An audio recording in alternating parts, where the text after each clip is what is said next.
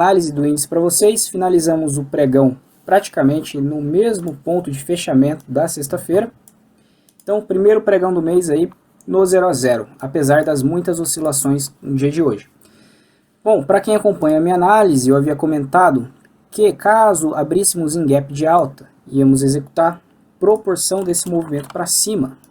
E de fato o índice foi lá buscar a proporção, 100% desse movimento, uma região muito importante, essa região aqui anterior, em que o índice sentiu bastante, se segurou depois de uma queda relevante e jogou o preço para cima. Então aqui temos uma região de resistência. Então, para quem acompanha as minhas análises anteriores, eu havia comentado que finalizamos aqui um padrão corretivo de ABC. Então hoje eu vou dar algumas dicas de como você rotular as ondas de Elliott. Para você que tem interesse em aprender um pouco mais sobre Elliott, temos um curso específico em Elliott em que você vai aprender todos os padrões. Bom, para entender um pouco mais sobre ondas de Elliott, é importante você conhecer o comportamento do mercado. Então você vai setorizar quais são os comportamentos do preço. Por exemplo, aqui eu tenho um comportamento de queda, aqui eu tenho um comportamento de alta, um comportamento de queda, alta, queda, alta. Como eu sei que eu vim de um ciclo de impulso, eu vou rotular essa primeira onda como onda A. Os rótulos não são importantes, o importante é você saber a direção do mercado. Aqui eu tenho uma onda B e aqui eu tenho uma onda C. Como eu tenho um ABC dessa forma, eu sei que isso daqui é uma correção flat expandida ou plana expandida aqui em português. Como abri em gap de alta, não dei continuidade no movimento, rompi o fundo da C, não posso ter onda 1. Então, eu eliminei esse primeiro movimento como padrão de impulso. Então, aqui eu tenho uma nova onda A. Aqui eu tenho uma nova onda B e uma nova onda C. É provável que esse ABC aqui tenha formado uma onda X para iniciar um próximo padrão corretivo aqui para frente. Como eu estou dentro de ondas corretivas, eu tenho que empregar mais paciência nas minhas análises. Eu não sei ainda o que o preço vai fazer aqui para frente, se vamos executar um rompimento para baixo ou para cima. Para isso, eu vou usar a análise técnica, a análise de price action em sinais técnicos, por exemplo, gatilhos de candle, para saber a minha tomada de decisões. É possível também, vou apagar aqui alguns estudos. É possível também que é aqui que terminamos a nossa onda C desse flat expandido. Se esse foi o caso, isso daqui pode ser uma onda 1, uma onda 2 para romper em onda 3, ou um novo ABC para cima. Isso vai depender dos meus alvos da terceira onda. Primeiro eu tenho 100% desse primeiro movimento, caso o comportamento for de alta. Outra possibilidade é que o topo aqui do meu gap tenha já sido minha onda X.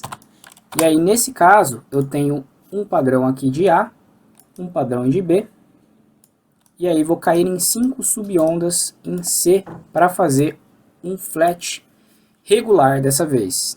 Então você tem que trabalhar com probabilidades, né? Você tem que trabalhar com leituras de ondas de Elliott junto com price action para ser mais assertivo. Por exemplo, vou cair lá para os 5 minutos para a gente analisar aí as entradas no intraday.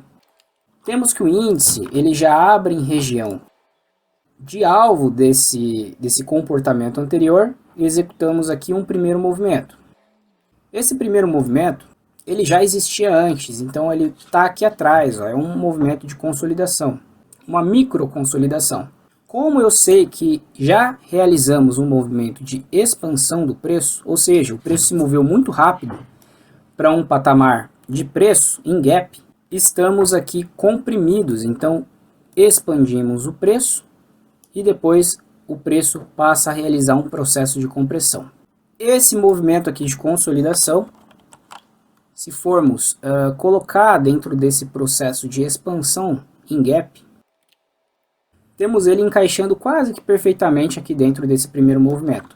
Eu tendo esse conhecimento, quando ele faz esse candle aqui, ó, fechando abaixo dessa região, abaixo desse candle aqui muito forte comprador, que já logo lateralizamos e não conseguimos romper, temos já um topo mais baixo do que o topo anterior, a minha venda é acionada com um stop nessas máximas aqui que o preço estava deixando, para buscar pelo menos a parcial aqui no próximo retângulo.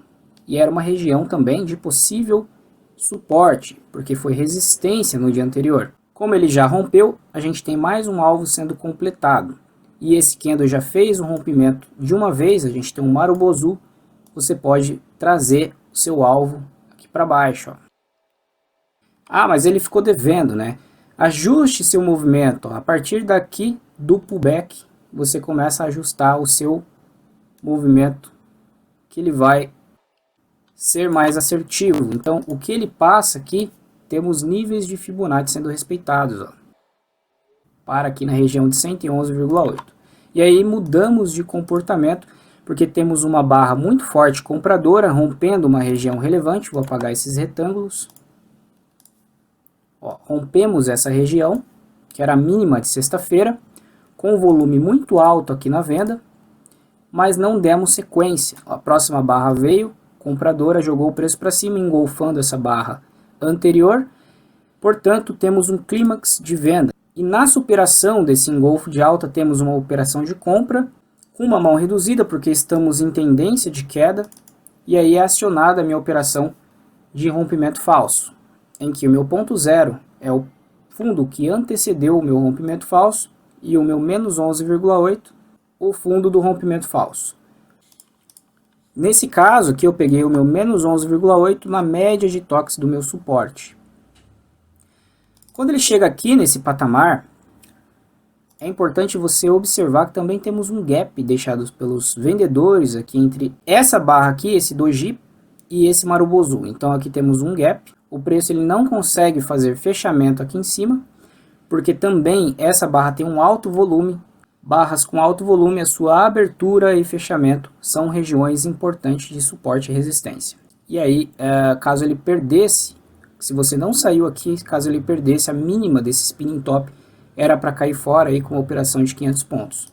A gente vem fazer uma correção desse primeiro movimento nesse suporte aqui que o preço rompeu falso. Então aqui era um suporte relevante e aí voltamos num comportamento de queda que não foi igual esse primeiro comportamento. A gente realizou proporções dele. Então a gente tem esse primeiro comportamento, a partir aqui da alta,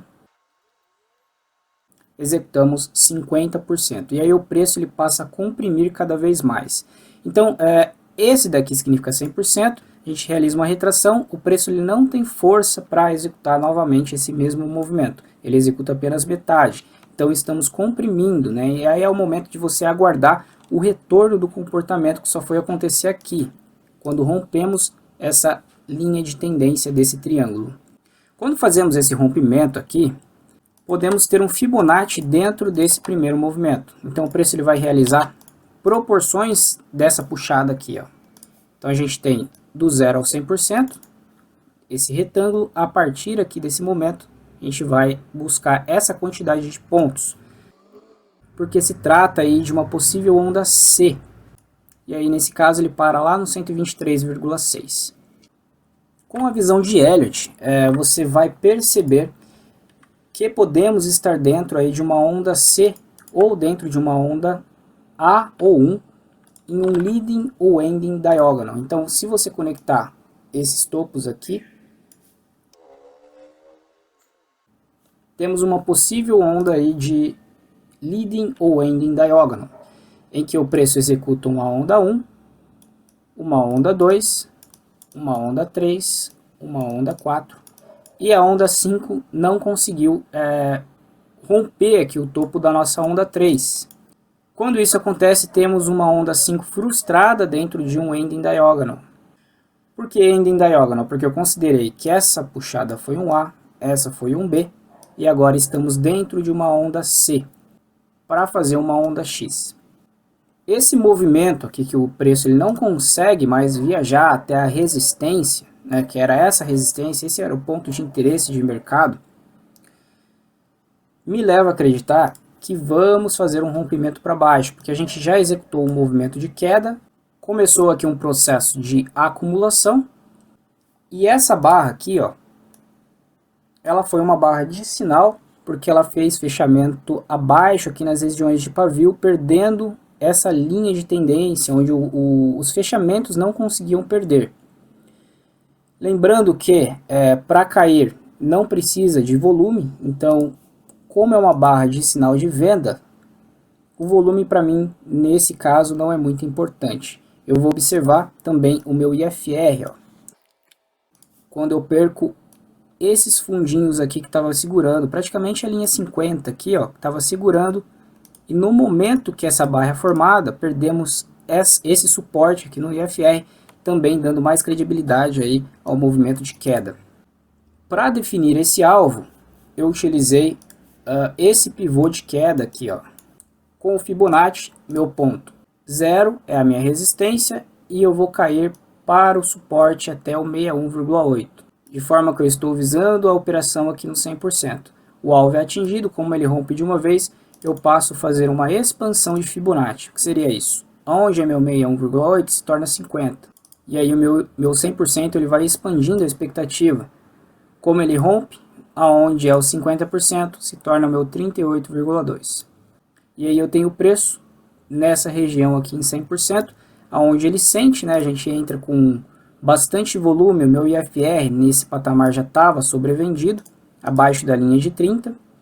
Rompemos falso novamente aquela região de preço, ó. Então aqui eu já estava atento com esse suporte, e aí era para cair fora nesse patamar. Beleza? Então são essas análises que eu queria deixar com vocês.